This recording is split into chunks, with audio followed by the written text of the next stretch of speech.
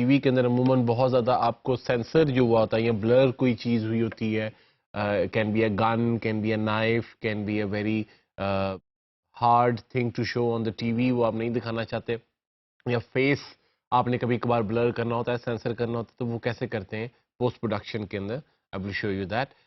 उसके लिए बहुत आसान तरीका है, आपने सिर्फ और सिर्फ वो जो क्लिप है उसको डुप्लीकेट करना है या 2 दफ़ा प्लेस करना है अपनी टाइमलाइन के ऊपर, एक दफ़ा वीडियो 1 पे और दूसरी दफ़ा वीडियो 2 पे।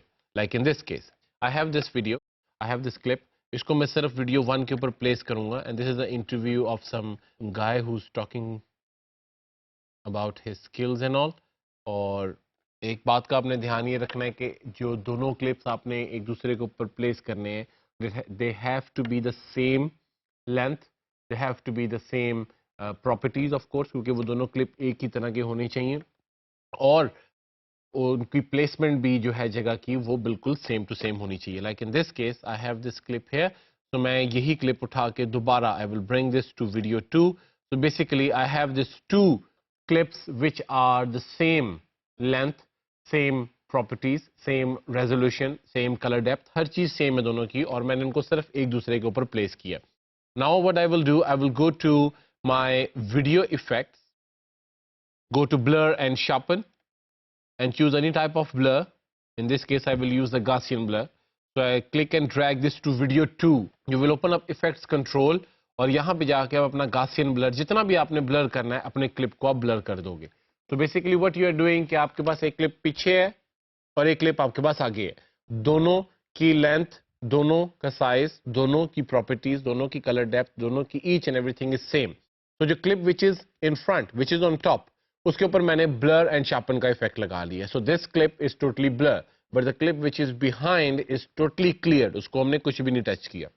अब मैं क्या करूंगा कि I will go to video effects again and inside here I have this folder called transform, और ट्रांसफॉर्म के अंदर हमारे पास एक इफेक्ट आता है क्रॉप का।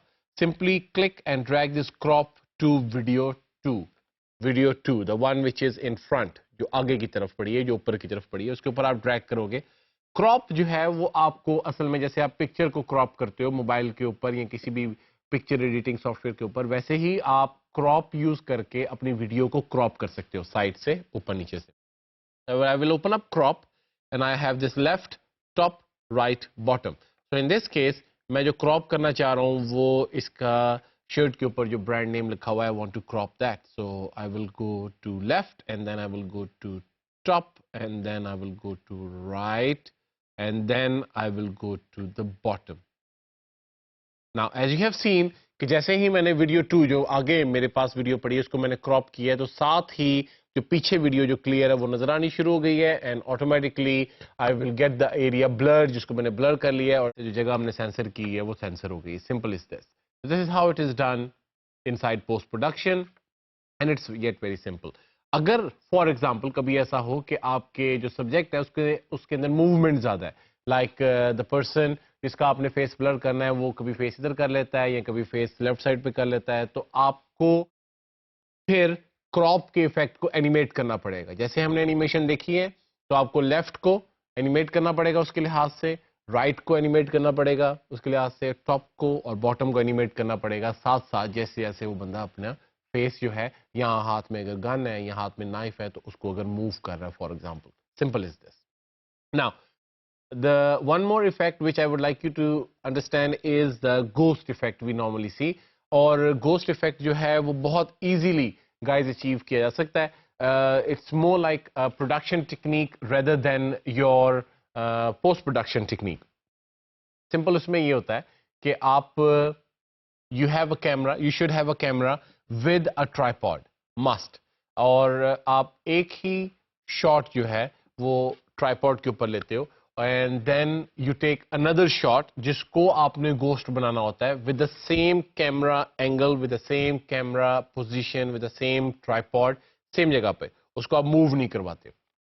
And then when you get those two clips together, जब आप दो क्लिप्स उन दोनों को टाइमलाइन के ऊपर लेकर आते हैं, तो बेसिकली क्योंकि ट्राइपॉड नहीं हिला, कैमरा नहीं हिला, लेंस नहीं हिला, तो आपका जो इंफॉर्मेशन है इर्द गिर्द सराउंडिंग की वो सेम है, या जो आपकी सराउंडिंग है, जो फ्रेम आपको नजर आ रहा है वो सेम है।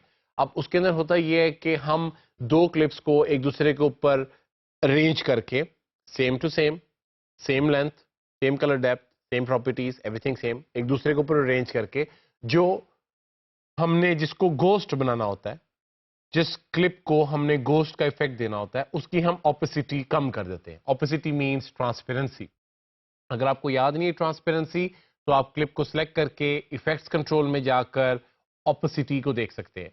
ऑपेसिटी जैसे ही आप जो क्लिप आपने ऊपर रखा होता है जिसमें गोस्ट की एक्टिंग हुई होती है, उसकी आप ऑपेसिटी कम करते हैं, तो साथ ही आपका जो सब्जेक्ट है वो हल्का सा ट्रांसपेरेंट हो जाता है. Now ghost are mostly transparent, तो जिसकी वजह से हमें जो सब्जेक्ट है वो ट्रांसपेरेंट नजर आ रहा होता है और आपकी सराउंडिंग जो है वो ट्रांसपेरेंट इस वजह से नहीं नजर आ रही होती क्योंकि जो पीछे वीडियो पड़ी है उसके अंदर बिल्कुल सेम सराउंडिंग्स है. तो that's the technique is.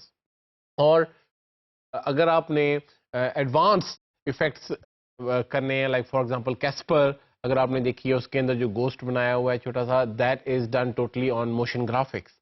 Most probably After Effects or some 3D software has been used. But to do it on a very simpler way, you can use this technique which I have just explained you, and you will get a very nice effect of ghost out of it.